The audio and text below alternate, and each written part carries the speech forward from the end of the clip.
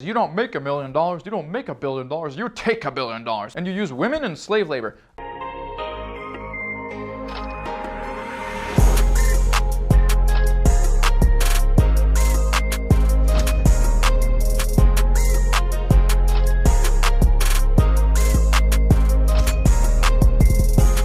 Where are you getting your information from, guys? You've heard me time and time again. Look, $100,000 a year is not a lot of money, and neither is $1 million, okay? We're being taught, go to school, go to college, get a degree, and get a job. You cannot disregard the facts. You cannot disregard the data.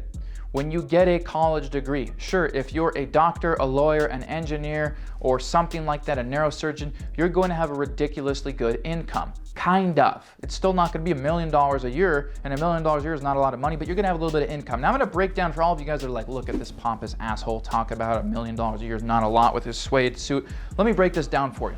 When you're making $100,000 per year, which by the way is more than double the average income of a college graduate in the United States with a 4-year degree. Average college graduate makes $47,000 per year, okay?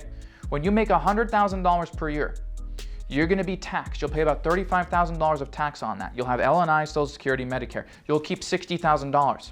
Guess what the average cost of living in the United States is? To be average in the United States, it financially costs you $53,000 per year. You have 60. Congratulations. You are $7,000 above average. Pick what you want. You wanna buy a dirt bike? All right, you wanna put a lift on your truck? You wanna maybe go out and have some Wagyu steak once in a while? You maybe wanna blow it all on a cruise ship vacation? Great, you're still average, landing right back smack dab in mediocrity. Great, that's awesome, okay? You're learning from your parents to go to school. Learn from professors. Professors are in that 80 to a couple $100,000 per year range. Tax more, still not financially literate, still don't understand how to allocate money. Teaching you business, but don't own a business themselves and haven't owned a business in this decade. Very non-relevant information that you're learning. So let me break down, subscribe to the channel if you're highly insulted and you're brand new and you haven't subscribed yet. Subscribe if you want to keep being insulted and if you like learning from a politically incorrect person. Also, I'm not a liberal, so if you're a liberal, you maybe should not learn from me because you probably won't like me in my opinion. So let's move on, okay? When you are in business for yourself, a lot of people get that idea, $1 million, a lot of money, $100,000, a lot of money. Again, take home, average cost of living. So to make $1 million, you got somebody like AOC that says, you don't make $1 million, you don't make $1 billion, you take $1 billion. And you use women and slave labor. I don't have slaves in my business, by the way, and I make more than $1 million a year. And I have women that do work with me. And I also have men that work with me and they're highly paid. So Nancy Pelosi, AOC, you can suck it. Next thing is when you're making $1 million, you need help. You need help, you need talent, okay? You don't make $1 million by all doing it yourself. It just doesn't work, okay? There's expenses, there's operating costs. You're gonna need some help. You know, in my business, I know it's video editing, it's videography, it's content production, it's posting, it's copywriting, it's sales, it's email marketing, it's ads management. It takes all that stuff, sales team, and none of that's free. And so if I just made $1 million in my business, you know, for the uneducated person that's starting in the beginning, you gotta get educated first of all, and that's fine.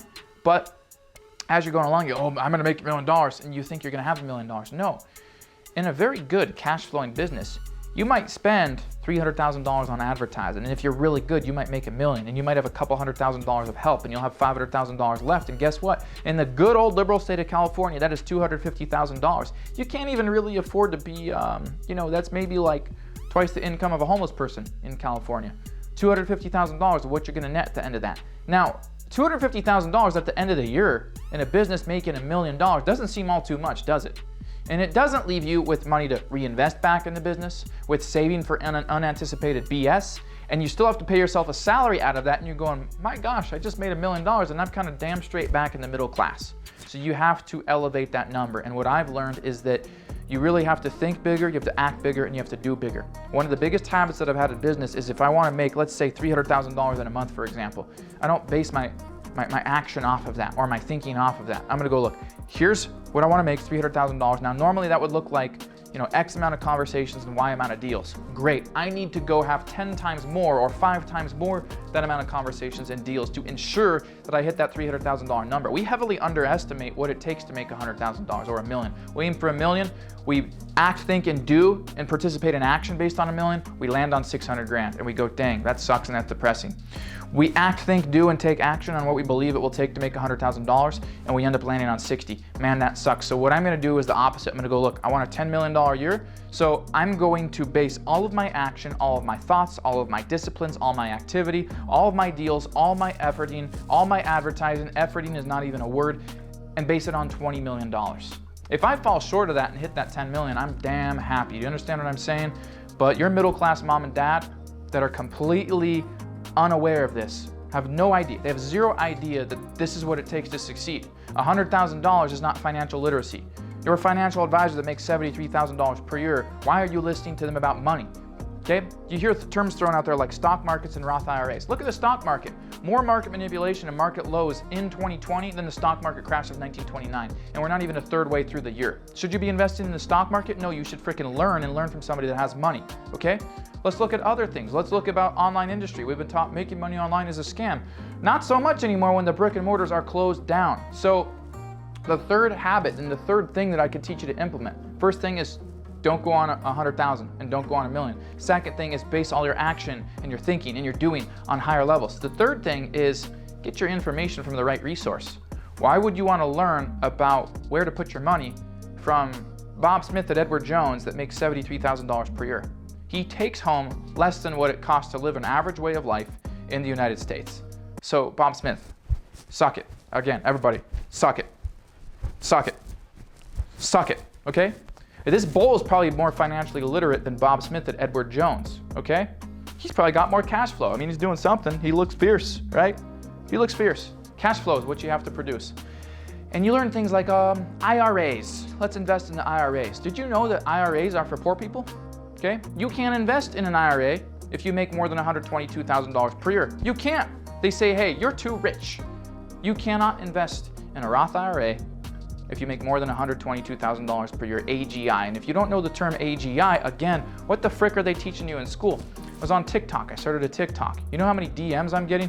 What's a recession? What are they teaching you in school? What are your professors? What are your teachers teaching you? And your mom and dad just were the 19 million Americans that filed for unemployment and got laid off. The system does not set you up for success. Success is creating wealth in a way that allows you to do more of what you love in life and allows you to have freedom, fulfillment, do the things you want to do, have the things you want, provide for your family, leave an impact, change the world, and influence. So this video, if you want to have a takeaway, I realize it will get a very little amount of views because YouTube doesn't like my political agenda. And I also realize a lot of you guys are highly offended. And I also realize that a lot of you guys are like, what the fuck was he even talking about? And if you're highly offended, thought, what the fuck was I even talking about? That maybe is a testament to show that you need to learn a little bit more. And maybe for some of you guys, I offended you. But here's the thing about people being offended in the 21st century. Everybody's offended, okay?